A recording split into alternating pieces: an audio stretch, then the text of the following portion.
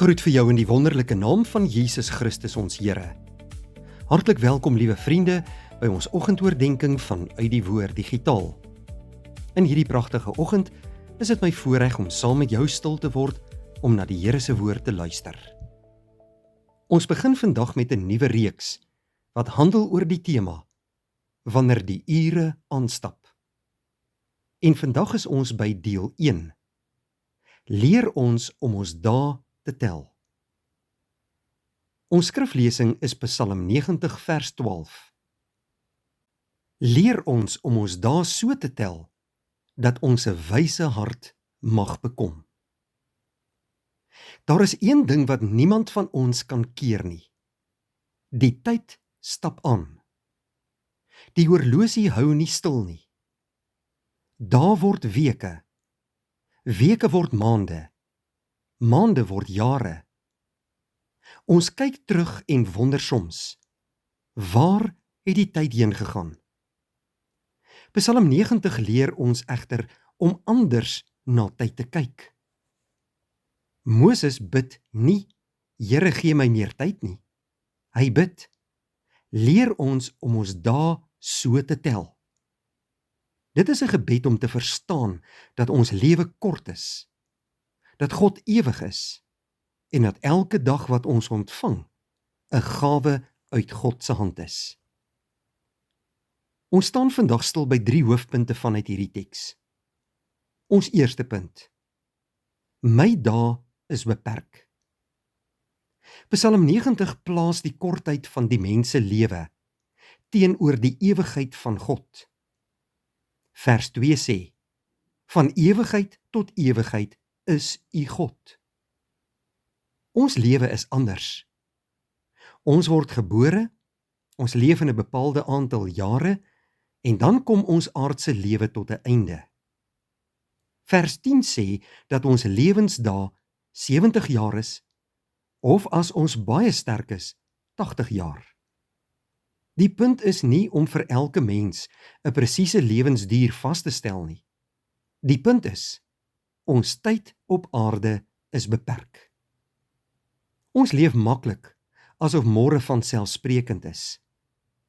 Ons stel bekering uit. Ons stel gehoorsaamheid uit.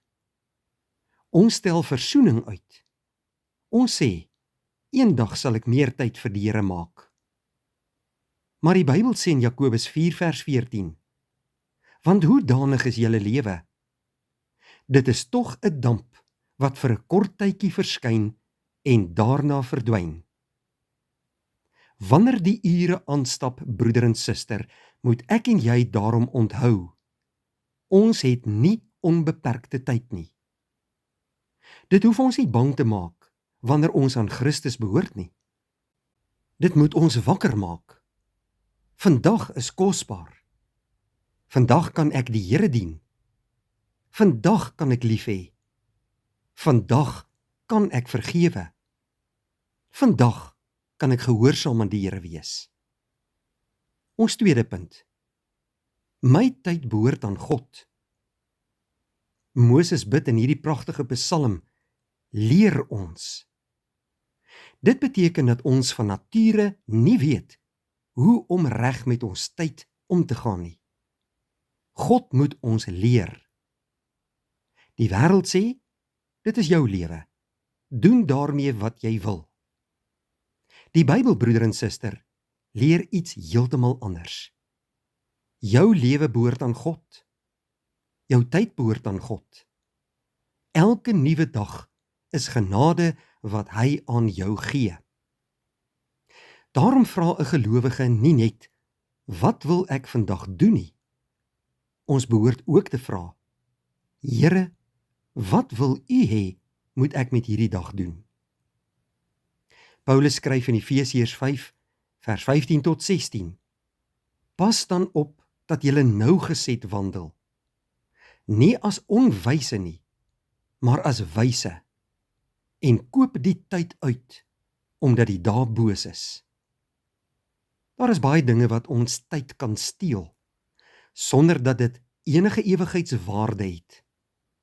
Ons kan ure besig wees, en tog geestelik niks bereik nie. Om jou dae te tel, beteken daarom nie bloot dat jy weet hoeveel dae verbygegaan het nie. Dit beteken dat jy besef, hierdie dag kom uit God se hand, en ek wil dit tot sy eer gebruik. Ons derde punt. 'n Wyse hart leef met die ewigheid voor oë. Psalm 90 vers 12 eindig met hierdie woorde, dat ons 'n wyse hart mag bekom. Dit is die doel. Nie bloot om bewus te wees dat ons ouer word nie, maar om wys te word.